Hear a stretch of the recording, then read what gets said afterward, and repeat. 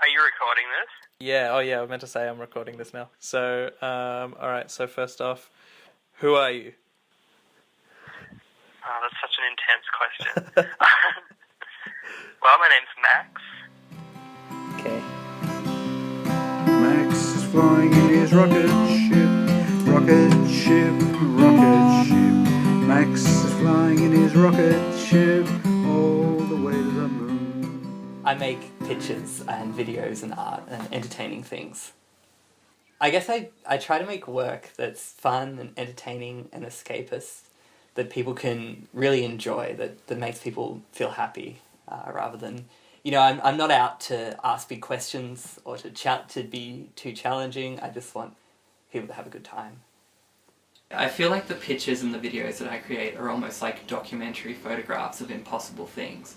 So I try and create a situation where I can gather evidence of these fantastic adventures I've been on and show them to the audience as if like, yeah, look, I've got pictures to prove it. And so I try and shoot the pictures very formally and make it sort of as believable as possible, even though the whole thing is, totally constructed and totally fantastical. So I sort of use the language of photography to kind of validate what I do in a way that, it doesn't stand up to much sort of scrutiny, but it's just enough. Well, South by Scooter is my new film. It's a short film. It's the first sort of film that I've ever made in that it's actually conventional, like it has a beginning, a middle and an end, and it's all one movie. You can sit down and watch the whole thing. It's not a few pictures here and a few videos here to be displayed in a gallery. It's more of a cinema type experience. I was riding a kick scooter, which I found in the hard rubbish, and the idea came to me like, imagine trying to ride one to the South Pole, because they can't even go up hills or anything. So I just thought it would be like the most ridiculous thing. So I was like, great. And then I started thinking about that, and I thought like, I'd been trying to think of what I could do as a kind of sequel to Max to Moon. And I thought that could be a suitable sequel because it's just stupid and funny. Yeah, when I was in primary school, I was definitely interested in being an Apollo astronaut. So the first big project that I made, I'll just talk about the key one, which was Max to Moon. I was real annoyed one day, and I came home, and because this picture that I was making just wasn't working, and it was, I can't even remember what the picture was now, but it was some like over dramatic, really, really technical picture. And it just wasn't working at all, and I came home from art school, I was really annoyed, and then I just like made this video of myself taking off into space with like I just got some backdrop paper and drew a launch pad on it and a countdown and the stars in the sky or whatever, and then I got Mum to come and like pull it down behind me so I could like take off into space. And I just thought it would be funny. And I filmed that and I showed it to everyone at school and they thought it was funny. And then I realised that I should just go to the moon, and I was like, well, I'll just go to the moon. Do you know what I mean? And I documented my adventure every step of the way. So obviously I began on Earth, I prepared myself, I built my spaceship, I built a spacesuit, and I just I lifted off into space. I travelled through space, where I encountered the vacuum of space and weightlessness and everything that comes with that.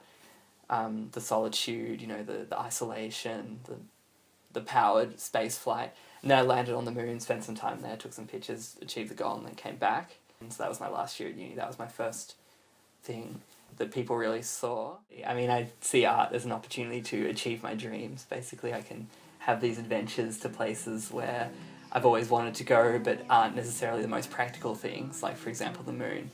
So, yeah, with Max to Moon, it was the perfect opportunity to do what I'd always wanted to do. But it was difficult after I did that, because it's like, I've achieved my number one dream. I don't know where can I go from there. The next project was The Descent of the Dodo, which I made after Max to Moon, which was a much more sort of pictorial thing. It was 4 pictures about the dodo. Anyway, the humans arrive, introduce themselves, the dodo's like, hey, let's be mates. The humans are like, no, you can be dinner. Didn't run away from humans that turned out to be predators is a sign that they were stupid. I think it's actually a sign that they were just really nice guys. I sort of thought there's no dodos left, but perhaps rather than the more morbid ending to the story and having them go extinct, they could perhaps regain their power of flight and escape to space. They realise that in space, everything can fly, and it doesn't even have wings. So what we've got to do is we've got to get to space, because that is where we'll be able to fly. So again, it comes back to that idea of being able to do things that you really want to be able to do, and escapism and that sort of thing. So with Max to Moon and the Dodo work, they were both very similar in their idea about people who are in one situation wanting to get into another situation. And I suppose South by Scooter is about a similar kind of thing. It's about exploration and going out. So I'll show you first. I started off over here. Sorry, I know you'll have to refocus. Every idea that I had, I just kind of stuck up here in the rough order of like how I wanted the film to go.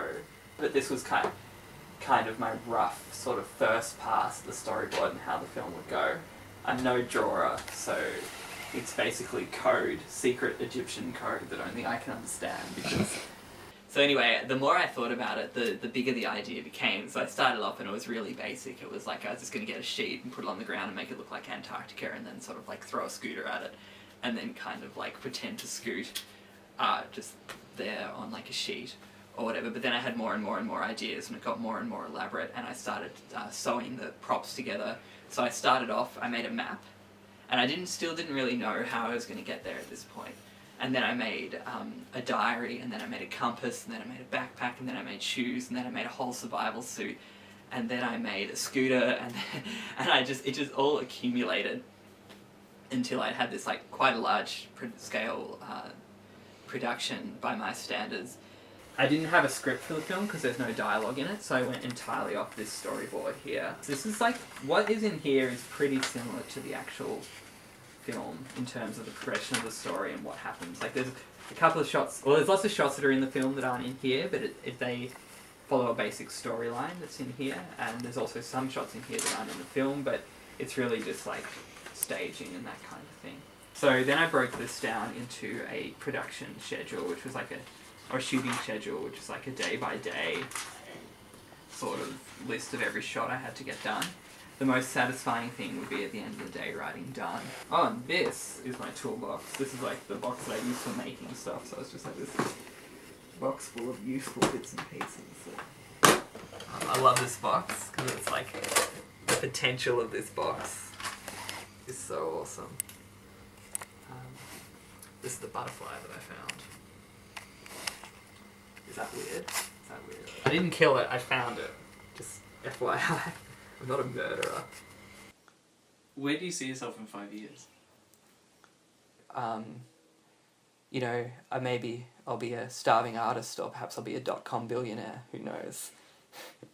I don't think I'll be a .com billionaire. I'd like to be though. I'll answer that question again.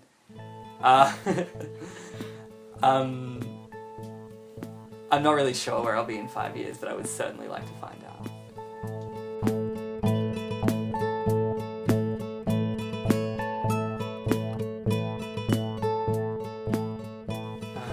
Was that okay? Yeah. I'm really sorry if I'm a total wanker.